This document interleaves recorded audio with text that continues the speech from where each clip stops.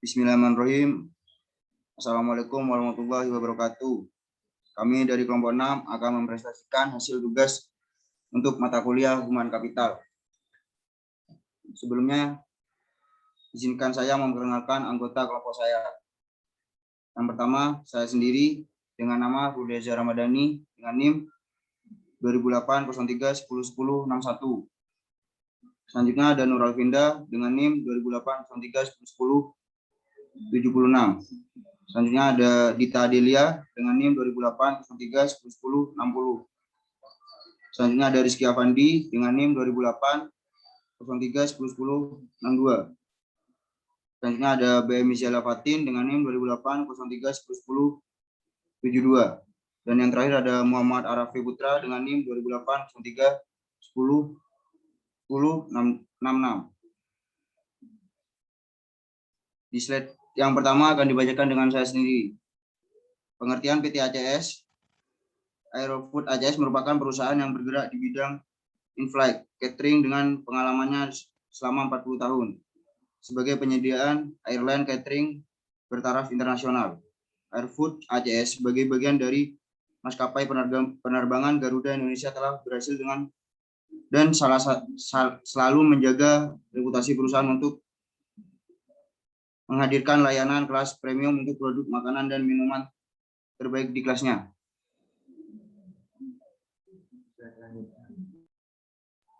Untuk yang slide selanjutnya akan dibacakan oleh teman saya. Saya akan melanjutkan presentasi dari Ruli, yaitu prosedur rekrutmen karyawan PT ACS. Next. Yang pertama, Departemen Head bisa mengajukan form permintaan karyawan sesuai dengan kebutuhan mereka. Yang kedua, formulir permintaan karyawan harus disetujui oleh Direktur SDM. Yang ketiga, berdasarkan form permintaan karyawan dari Departemen HRD melakukan pencarian karyawan dengan cara antara lain A. Pasang iklan di surat kabar, B. Lewat pihak ketiga penyalur, C. Lewat internet. Selanjutnya akan dipresentasikan oleh teman saya.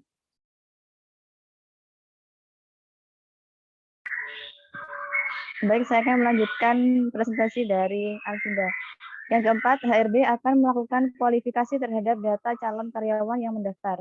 Untuk level operator, proses kualifikasi bisa dilakukan oleh HRD sendiri. Untuk level leader atau staff ke atas akan dilakukan oleh HRD dan pimpinan departemen yang memerlukan. Yang kelima adalah jika seleksi data karyawan sudah oke, maka HRD akan mengundang calon karyawan untuk melakukan seleksi. Proses seleksi dilakukan dengan tes tulis dan interview. Yang keenam, jika calon karyawan dinyatakan lulus proses seleksi, maka selanjutnya akan menandatangani kontrak kerja. Next. 7. Semua karyawan wajib mengikuti on-job training sebelum melakukan pekerjaan. Yang ke-8, berdasarkan training yang telah diikuti, HRD akan membuat riwayat pelatihan karyawan. Selanjutnya akan disampaikan oleh teman saya. Saya akan melanjutkan presentasi. SOP pembelian bahan baku, divisi keuangan. A. Menerima SOP lembar 3 dari bagian pembelian. B. Menerima laporan penerimaan barang lembar 2. Barang beserta barang dari gudang. C. Berdasarkan SOP lembar 3 dan laporan penerimaan barang, bagian keuangan bertugas untuk melakukan pembayaran kepada supplier. D. Menerima faktur lunas dari supplier. E. Membuat laporan pembelian tunai rangkap 2. Lembar 1 dikirim ke pimpinan, lembar 2 disimpan sebagai arsip. Divisi produksi. A. Menerima surat perintah dari supplier. B. Meminta daftar barang ke gudang. C. Menerima daftar barang yang ada dari gudang. D. Jika perlu melakukan pemesanan barang, maka bagian pembelian membuat surat permintaan pembelian SPP. Jika tidak, maka proses diakhiri. E. Mengirim SPP yang sudah dibuat ke pimpinan. F. Menerima SPP yang telah di-ACC oleh pemimpin. G. Menerima faktur beserta barang dari supplier. H. Membuat SOP rangkap 4. lembar 1 dikirim ke supplier, lembar 2 dikirimkan ke gudang, lembar 3 dikirimkan ke bagian keuangan, lembar 4 disimpan sebagai arsip.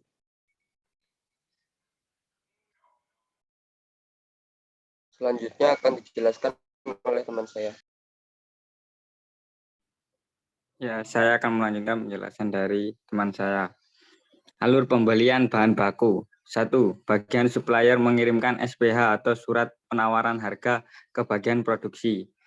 2. Bagian produksi menerima SPH dari pemasok lalu membuat permintaan daftar barang yang dikirim ke bagian gudang.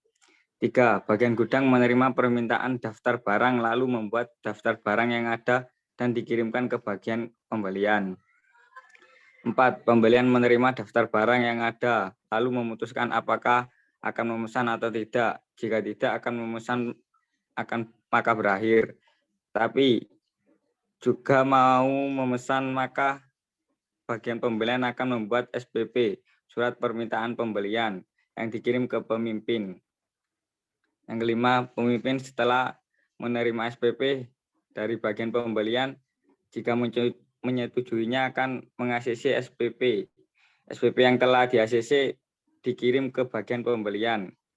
Yang keenam, bagian pembelian setelah menerima SPP yang telah di-ACC akan membuat SOP atau surat order pembelian. Rangkap 4. SOP lembar 1 akan dikirimkan kepada supplier. SOP lembar kedua akan dikirimkan ke bagian gudang. SOP lembar ketiga akan dikirimkan ke bagian keuangan.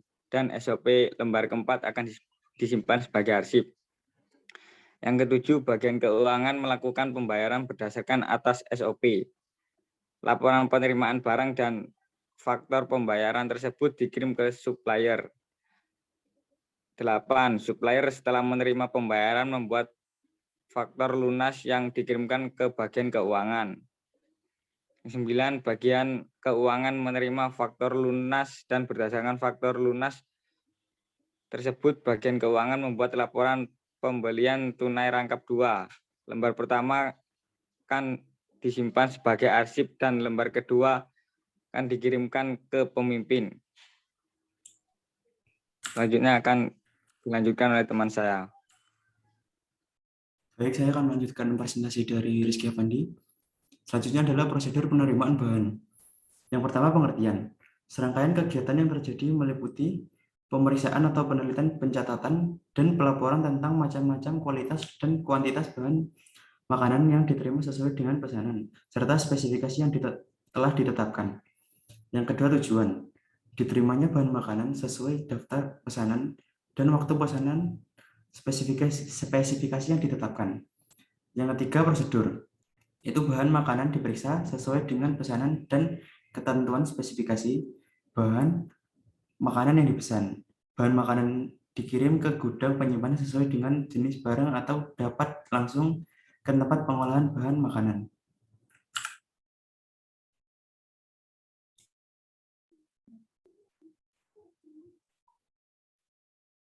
Baik, demikian presentasi dari kelompok kami. Kurang lebihnya kami mohon maaf. Wassalamualaikum warahmatullahi wabarakatuh.